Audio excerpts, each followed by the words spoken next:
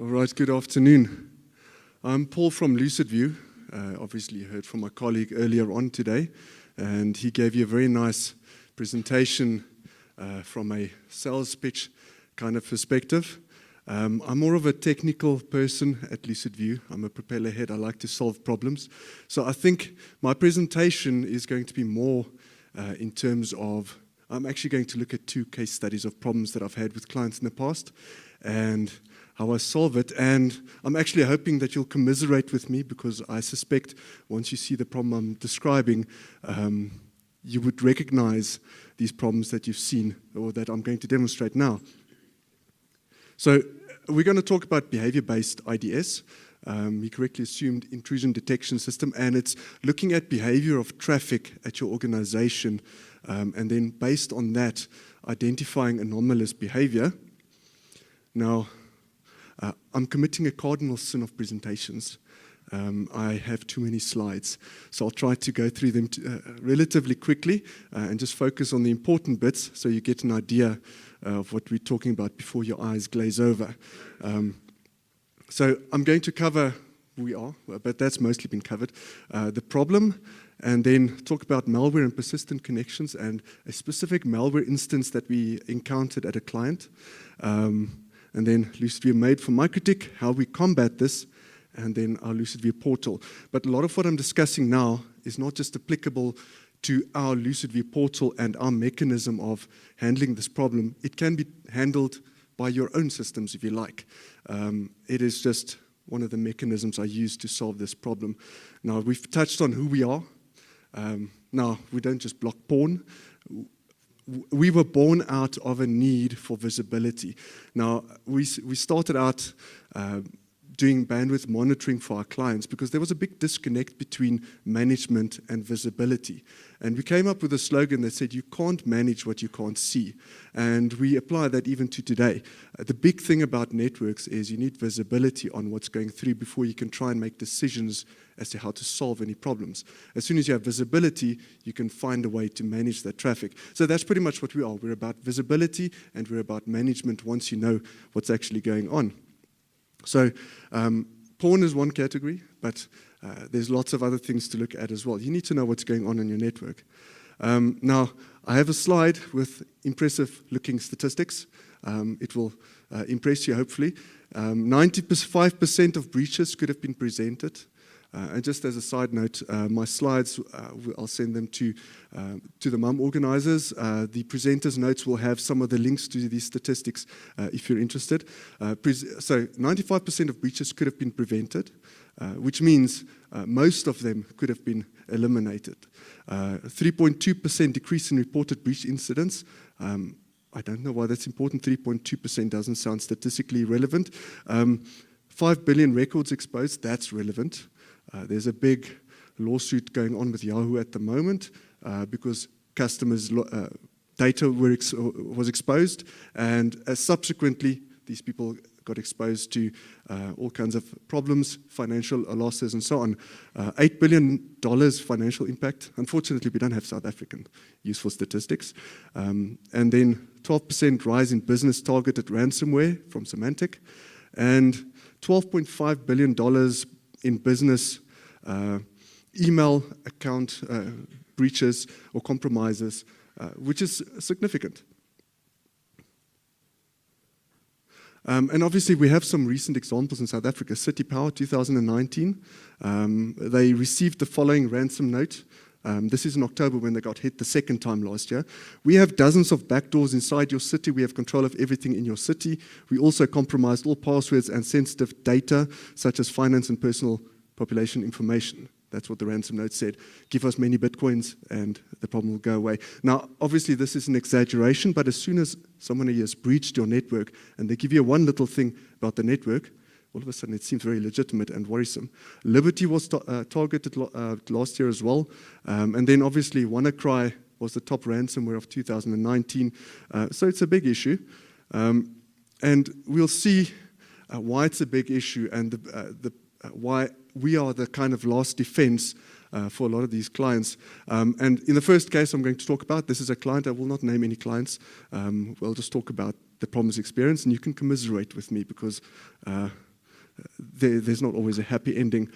So the client complained, slow internet, slow services. They host applications on in their data center, so the services were slow, dropped connections, queued emails, and sometimes mail servers not accepting emails.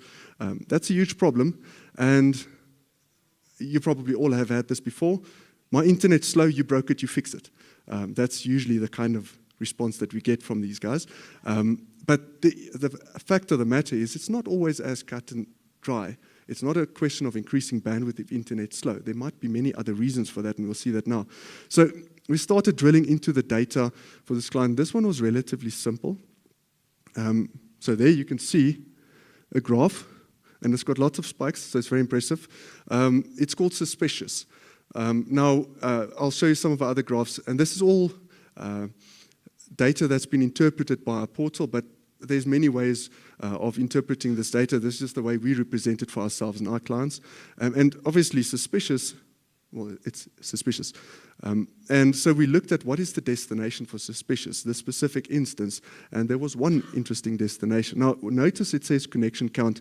You'll see there's 2.5. That means it's a persistent connection from the organization to that specific IP address. It happened to be in Russia, which is doubly suspicious. So no offense to any Russians, if there are any Russians. And for the same graph, obviously you can see it's the same graph over and over, and this is the actual IP address. I left it in there because 192.168 is innocuous enough. I'm not going to give away any confidential information. So this is the actual host on the network that was connecting to Russia persistently.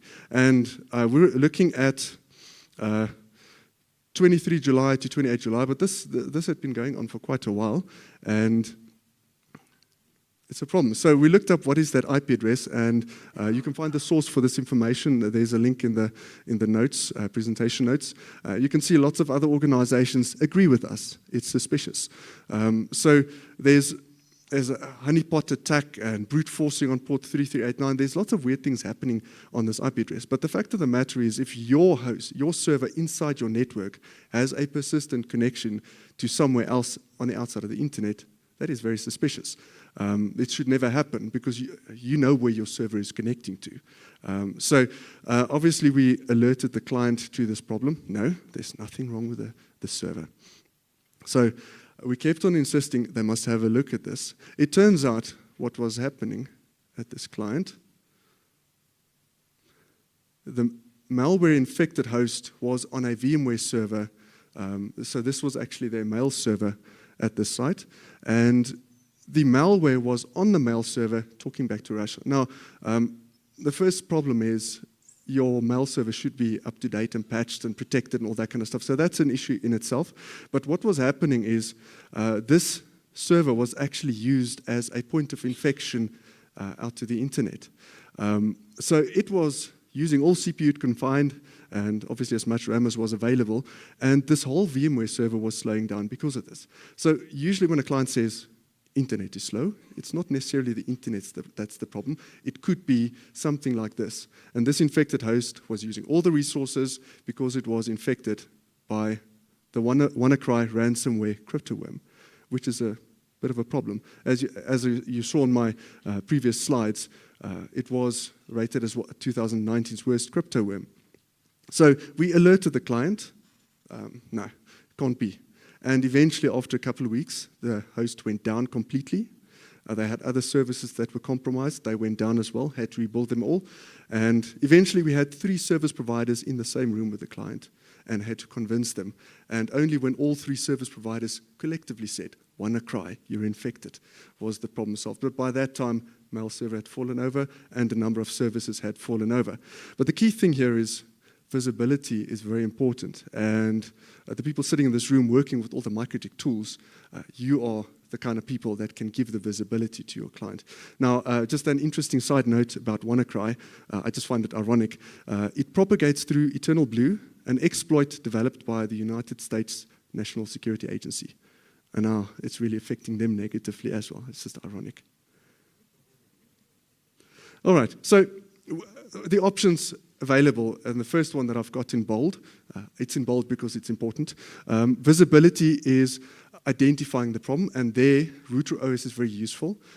Without a tool that allows you to do something with that data, you're not going to have any visibility. And fortunately, the RouterOS is very conveniently has built-in NetFlow capability, as you can see over here. I think a lot of you have already done this before. Now, that was the first thing that we used, is pumping all this NetFlow data to our cloud. So send NetFlow to us. But the second thing is, we also send all the DNS logs to us. Now, I don't know if any of you have played with syslogging on RouterOS yet. This is a very simple configuration. It's just 2 lines, and you set up a remote syslog target. And this is the important part. You tell it, just send us the topics DNS, but not anything about the packets. We just want to see the DNS. And this simple little line sends syslog data to any syslog server that you've got, whether it's just a little Linux Ubuntu server somewhere or something else. And it's nice and clear text format. You can import it into your own database to look at it. It gives you a query. It gives you a response if there is a response. And but the question is, what do you do with this information? Because I made a small little mistake, and it took me a while to figure this out, why I wasn't seeing the problem, and you'll see this in the second case. If we look at case 2, malware mechanism. Now, this one is actually the one that got me the most excited last year.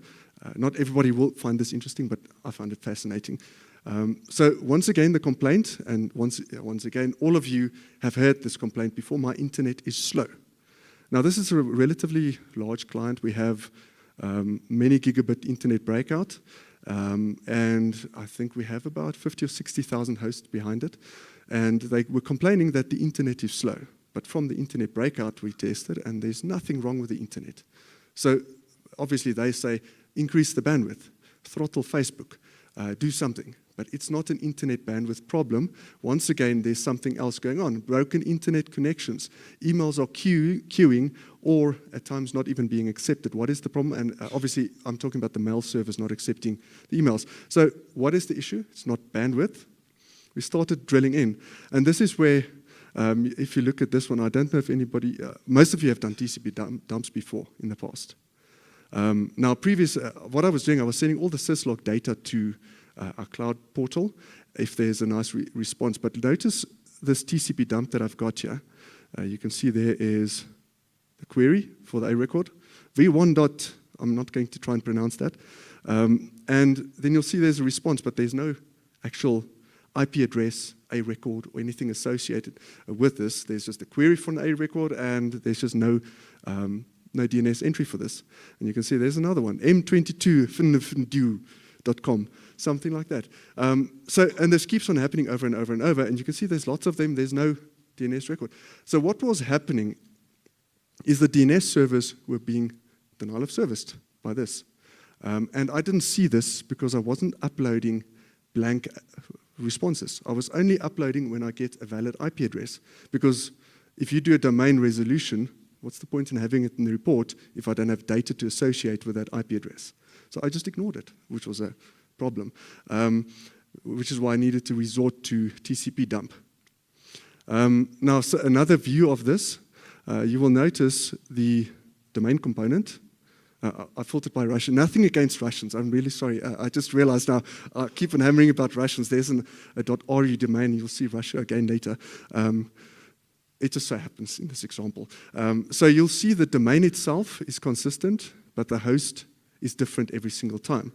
And I'm looking at connections now. This is now after I realized my mistake and started uploading the blank DNS records as well.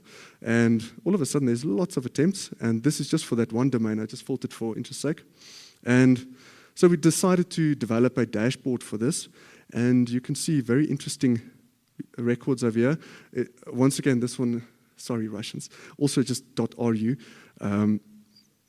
I think we did this to drive home the importance of the problem, because Russia is always topical when it comes to this, and Trump and all that.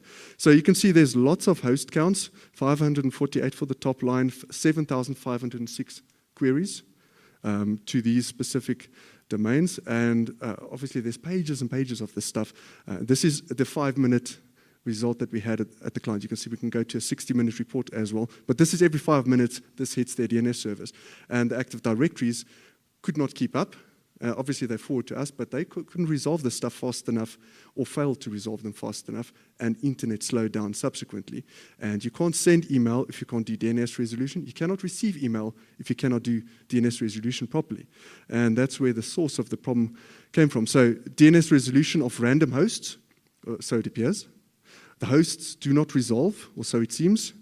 And it's for all intents and purposes, it looks like a denial of service on DNS at this client, because the Active Directories and the local DNS servers, their little routers, couldn't resolve the DNS. Obviously, this is lots of offices going through a single breakout, so it was a huge issue for these guys. And if we analyze the action of this, if you look at the domains, you'll notice there's a little bit of a pattern.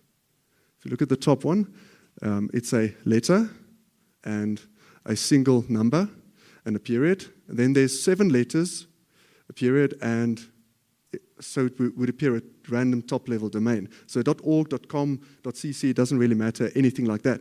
And in the second line, you'll see it's a letter once again and 2 numbers.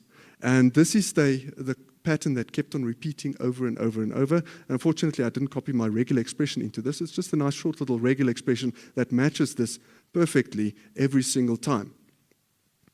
And we're going further. So I did a little bit more research, and if we can come back to malware, I'm going to do a brief history of malware. Malware consists of 2 parties. You've got the infected host, the sucker who's going to be ransomed, and you have command and control, which is usually also an infected host, which is used by the hacker to gain entry into your organization. Command and control is the way the infected host talks back home, because this hacker sitting, let's use a different country, let's say a US rather than Russia. He sits in the United States, and he's not going to connect from his PC to your infected host, because then the FBI will knock on his door. So he infects another host and uses that host as an entry point into all the other networks. But if you have an infected host, you just see, oh, it's connecting to this. Before I sanitize the PC, if I can't take it offline immediately, let's at least just block the IP. Problem solved, right? So they got more clever, and they said, okay, let's hack some registrar or somebody's account at a registrar, register a DNS name, and then we connect on DNS. If you block the IP, I'll just assign another IP to the DNS. Very easy. How do you block that? Well, then you poison DNS. That's also very simple. So once again, the hackers were thwarted, but the hackers are very smart, much smarter than the rest of us. And they came up with a very nice and clever idea. They don't use hard-coded IPs. They don't use dedicated DNS names. They use a domain generation algorithm. I'm not sure if any of you have heard of this before. It's a very clever way of using pseudo-random numbers to generate a sequence of domains in order for this infected host to talk back home to. Now, the infected host has an infected malware or worm or something, or encrypted malware or worm on it. So for me to just look at that code, I can't see what host it will be connecting to because it's all encrypted. So the only thing I can do is look at the behavior, look at the IP addresses, the domains, and so on. But in this case, we had literally millions of domains happening all at once. And how do you defend against that? The IPs keep changing. I block it on the firewall. And then if I look again 10 minutes later, it's picked another IP address. Because what is happening now is a pseudo-random number generator generates the sequence on the worm of domains. Now, if I just go back up quickly, if you look at this domain over here, in this case, we've got v1.ciy and the rest. The actual host component turned out to be irrelevant. It's a decoy. Security through obscurity, that kind of thing.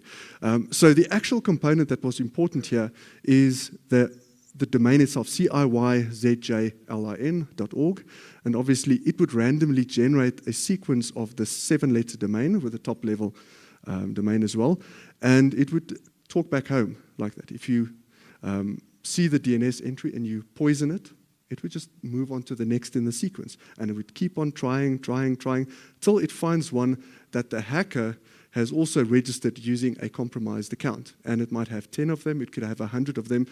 In this case, we found about 30 IP addresses and 30 hosts, actually many more hosts, but all pointing to a couple of infected IP addresses.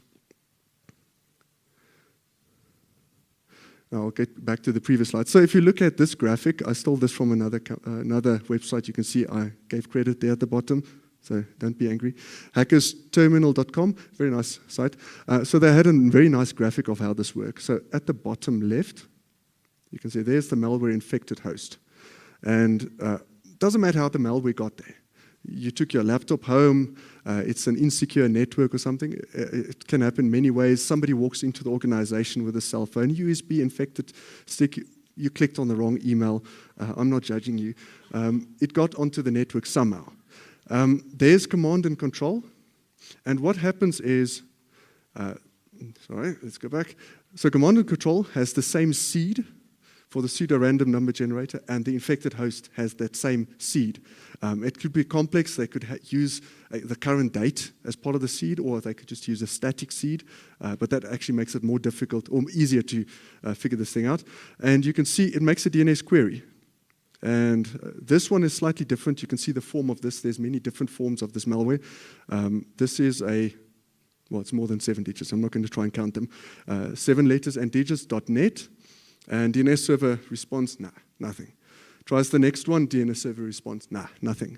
Next one, DNS responds, nah, nothing. And then by the 4th try, you can see F536 and the rest.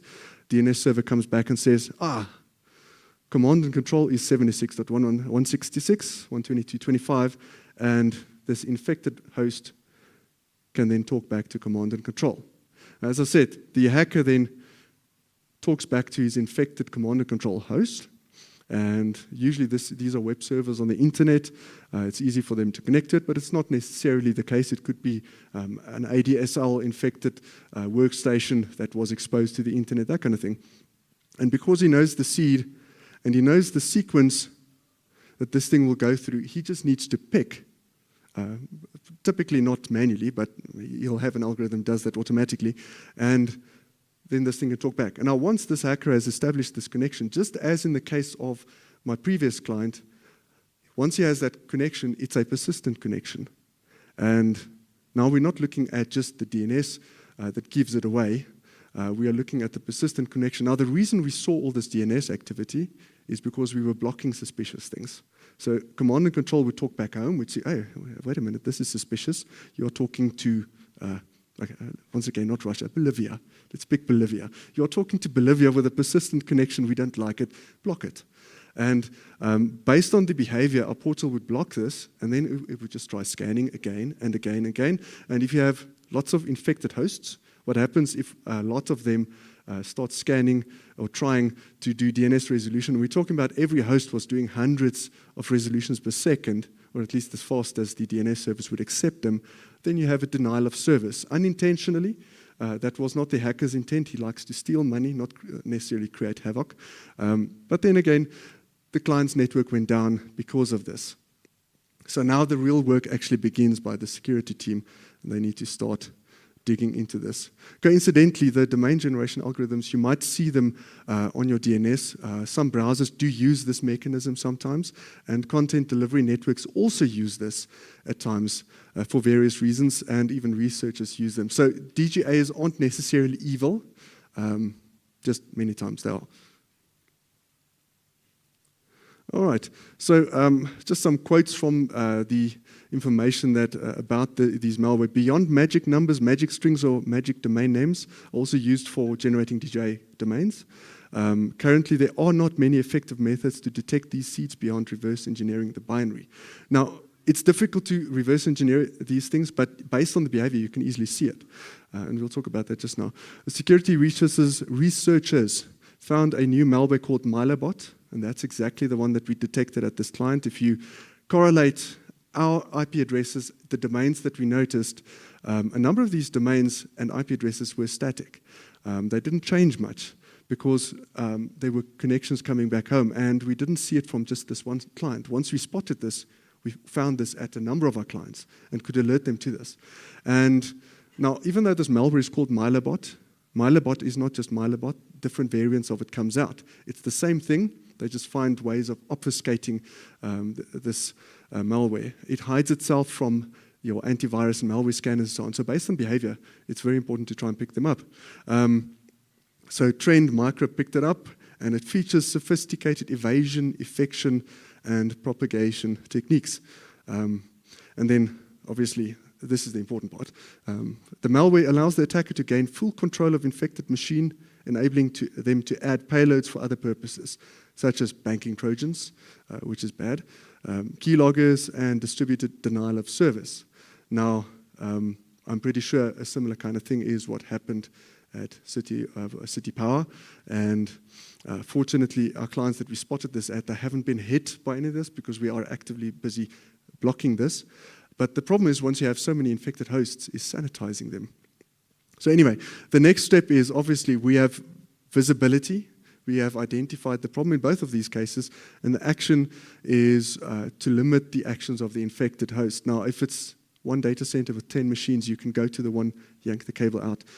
If you are a service provider to a service provider who provides service to other people, it's more difficult to do this. So the first step is you need to limit the action of the infected host. So once again, DNS filtering by itself, by just poisoning DNS, is difficult because these domains keep on updating. But based on the behavior of this, we have generated an algorithm that automatically poisons this DNS for you. But the second step is once this host is talked back home to command and control, you need to block it as well. But once again, as long as you have visibility, whether you use whatever tool you use to analyze your NetFlow and DNS logs, as soon as you can see this traffic, you can act on it. And that's where MikroTik comes in, because you can see this stuff. So you limit the interaction of the infected host. First step is, actually, I've got my order wrong, block DNS, that's the first step. And the second step is firewalling the IP addresses. And at times, you might have to firewall the host itself from communicating to the internet. And the third step, which is the most important, is sanitize the infected host. But in the case of the second case I was talking about, the reason we are the first line of defense is it took a month for the antivirus and malware updates to come out before they could see this malware infection on the hosts. Up until that point, the security team said, no, there's no infection. So we showed them the dashboards. Like, no, there's the infection. I can see it. Nope. They've scanned the machine. There's no infection. Walked away. So in the case of the first client, they lost a number of hosts because they refused to see the infection. But fortunately, they didn't lose any money. In the case of the second host, they are taking action, obviously, or in the second example, they were taking action to solve this problem. Now, this is where my product punt comes in.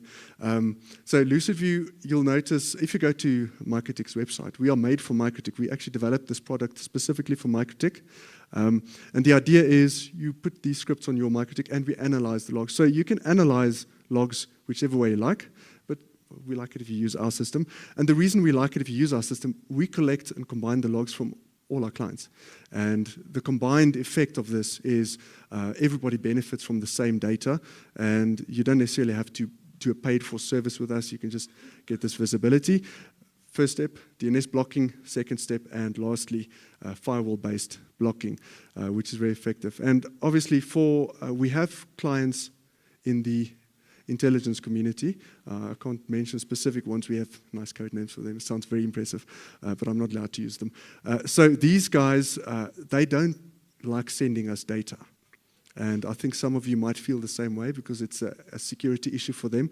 So we do offer the option for people to contact us if you want to use our database to populate your systems with more meaningful data. So for example, you might have a list, you might want to generate your own NetFlow logs. You can send us a list of IP addresses, destinations that you are uncertain about. With our API, we can tell you about those IP addresses. What kind of traffic is it? Does it look suspicious to us? Is it malware?